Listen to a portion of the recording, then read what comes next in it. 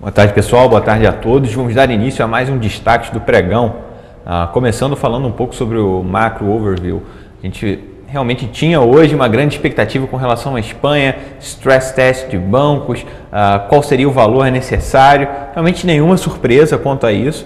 Algumas agências de notícias estão até colocando os resultados desse teste de estresse dos bancos, das principais instituições financeiras espanholas, como um mecanismo aí para justificar uma queda, um certo mau humor nos mercados. A gente até discorda, não teve nenhuma surpresa, realmente era aquilo que já era esperado pela maioria dos analistas. Então, a surpresa negativa de hoje fica por conta aí dos Estados Unidos, ele que divulgou um índice de atividade em Chicago bem abaixo das expectativas. Lembrando que até na Top Picks a gente chegou a comentar que a gente esperava aí uma bateria de PMI, de indicadores de atividade norte-americanos fracos, por isso até a gente retirou Gerdau da carteira e a decisão tem se mostrado acertada até o momento. Então, realmente, esse é o panorama macro, mas nada chama a nossa atenção, né?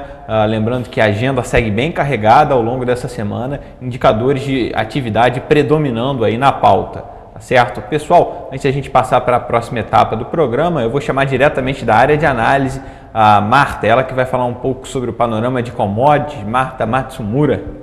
Martinha, está aí na tela. Boa tarde.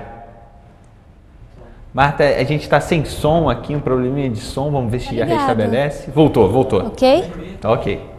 Boa tarde, Daniel. Para o mercado de commodities, hoje nós tivemos aí de manhã às 9h30 a divulgação do relatório do USDA, o Departamento Agrícola dos Estados Unidos, os estoques trimestrais dos grãos. Ele veio em linha para a soja e muito altista para o trigo e para o milho. Aqui na BMF nós batemos o limite de alta no milho e a soja também fechou em 4% de alta. Lá fora em Chicago também o trigo e o milho também já encerraram as negociações com o limite de alta, né, lá fora. E você pode fechar aqui, Fabão, por gentileza? A soja que veio aqui, trabalha agora com 2,4% de alta, ela tá trabalhando aí nesse campo, interpretando aí esse relatório em linha com a expectativa, mas trazendo sustentação para o mercado. Na BMF aqui a gente traz o destaque, claro, para o milho e para o café, que fechou aqui numa queda moderada, devolvendo uma parte aí dos ganhos de ontem. E o boi, que está bem parado, aí a gente já eu particularmente estava esperando um movimento um pouquinho mais altista no final do pregão. A gente tem mais 35 minutos de pregão, ainda não estou vendo nenhum movimento consistente. Mas vamos ficar de olho aí, talvez a gente consiga fazer um swing trade na compra. Semana que vem aí os compradores devem atuar com mais força, já que é a virada de mês aí, sazonalmente, a gente tem o aumento do consumo da carne. E para commodities é isso, essa sexta-feira, e boa tarde a todos, até segunda. Tá certo, Martinha, muito obrigado pela sua participação. Pessoal, dando sequência, vamos falar um pouquinho sobre a nossa bolsa doméstica, o índice Bovespa, segue realizando hoje um pouco mais forte, 1,12 de queda. A gente chegou à máxima de 60 mil pontos, 60.240, lembrando que rodando aí no patamar de 4,6 bilhões, seria um patamar até forte em termos de volume, né, o que a gente tem acompanhado de média e mediana. Lembrando que depois desse afrouxamento quantitativo por parte dos Estados Unidos, um programa mais forte no Japão, a Europa também colocando moeda, realmente o que a gente nota é uma liquidez muito forte no mundo, tá? Então, a nossa bolsa tende sim a receber um fluxo um pouco maior. Inclusive, esse aumento de fluxo já foi notado quando você olha para alguns ativos, ON, PN. ON geralmente a gente chama de ativo de gringo, né?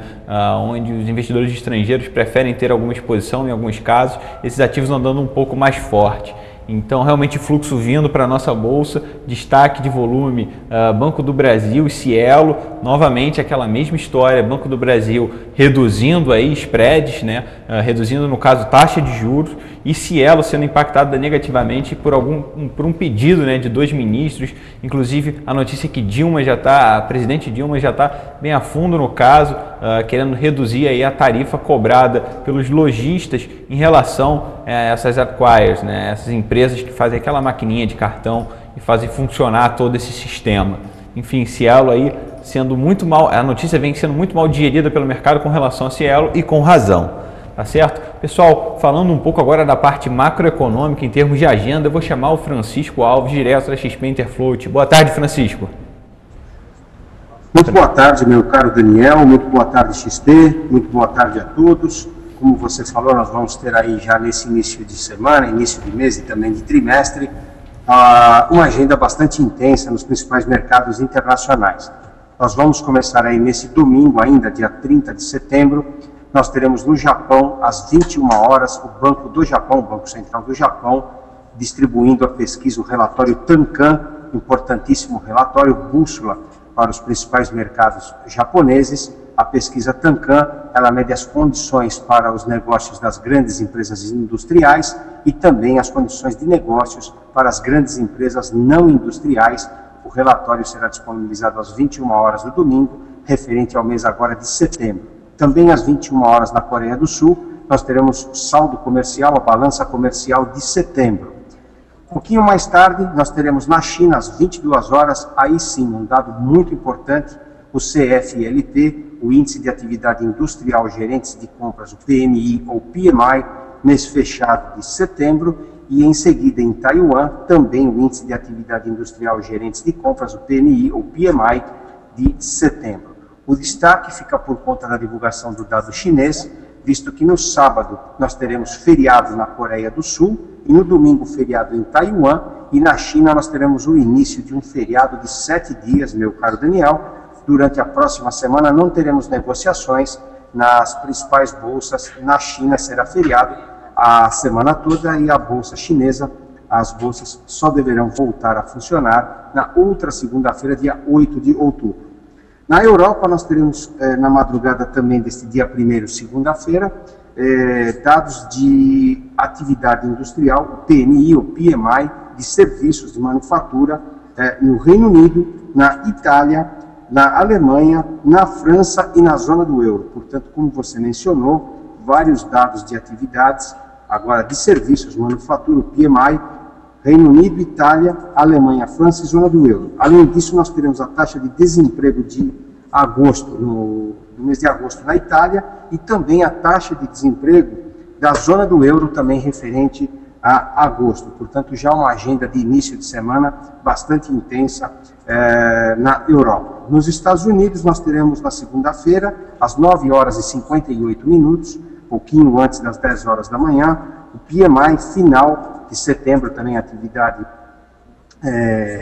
do PMI, gerentes de compra, medidas pela Market, de setembro às 9 horas e 58 minutos. Às 11 horas teremos o ISM, manufaturas, serviços, também mês de setembro, e os preços pagos, portanto ISM, preços pagos, e os manufaturados do ISM às 11 horas, e terminando os gastos com construção agora do mês de agosto, portanto, indicadores também importantes às 9 horas e 58 minutos e às 11 horas da manhã da próxima segunda-feira nos Estados Unidos. No Brasil, 2 indicadores, o IPCS mês fechado de setembro e a balança comercial também de setembro será divulgada na próxima segunda-feira, portanto um começo de semana aí bastante intenso para os principais mercados internacionais, reiterando o feriado de 7 dias na China, com um importantíssimo indicador que será disponibilizado no domingo à noite.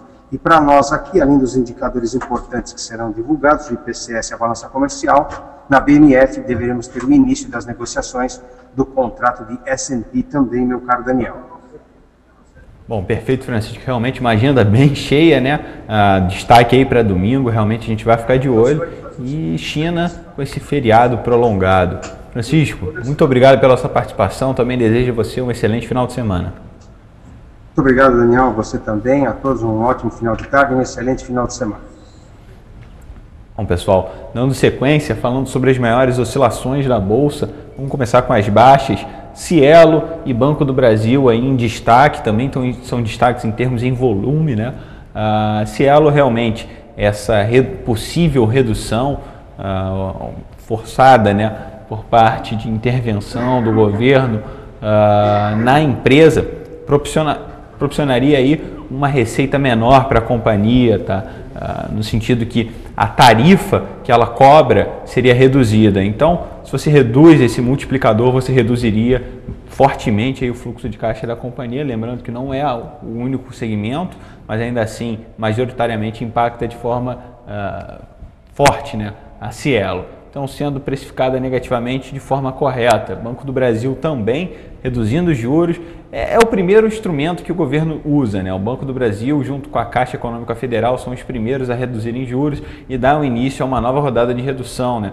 Dado que você tem que ter uma certa competitividade entre as taxas dos bancos. Então é uma forma que o governo usa para, de fato, ele diminuir, né, o custo desse financiamento, principalmente para a pessoa física, né? Falando um pouco de Eletrobras, eu destacaria não o resultado da variação hoje em si, mas sim em termos de volatilidade que todo o setor está passando, né? Desde aquela MP que traduziu uma nova regulamentação aí para o setor, né?